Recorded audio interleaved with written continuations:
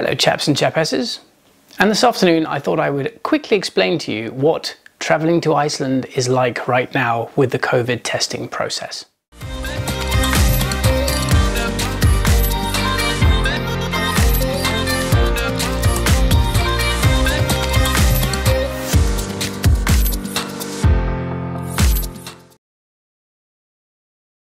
So Iceland is currently one of the countries that we can travel to, and that's because they are currently COVID testing at the airport.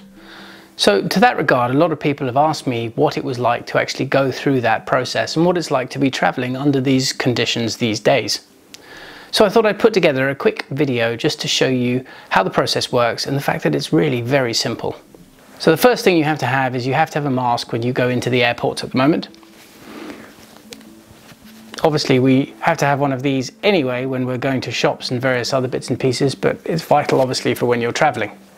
Now I recommend the cloth ones rather than the disposable ones because they're a lot more comfortable when you're going to have to wear one for 3 to 4 hours. So on arrival in Iceland, you go through the gates as per usual, and instead of going up the stairs as you would to passport control, your passports are checked before that stage. And at that point they also check whether you have filled out the prerequisite online form which you have to do before arriving in Iceland.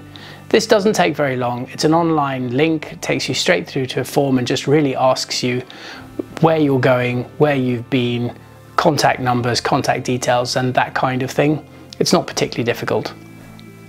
So having checked that, you are then put into a queue and then you go upstairs to where the immigration hall was. And up here they have set up a series of booths where they are testing you as you come through.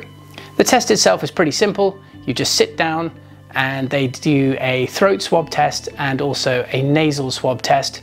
The nasal swab test is mildly uncomfortable, but it's over very, very quickly.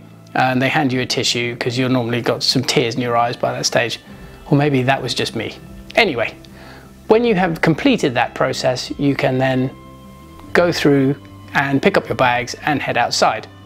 Those of you who are waiting for your test results, which is what's going to happen, will then go somewhere to isolate for the next 5 to 6 hours while you wait for your results. You will also be asked to download the Reckoning C19 app to your phone.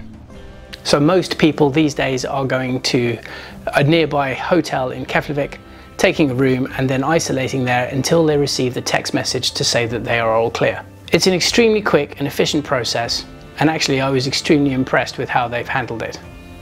Our text messages came through at about 4:30, having arrived at 9:45, and by that stage we were ready to get on the river. So it didn't really impact our trip too much. Before returning to the UK, you will also have to fill out a public health passenger locator form on the .gov website. This also does not take very long. So I hope you found this useful. Please like and subscribe to our YouTube channel, and I'll look forward to seeing you on the next one.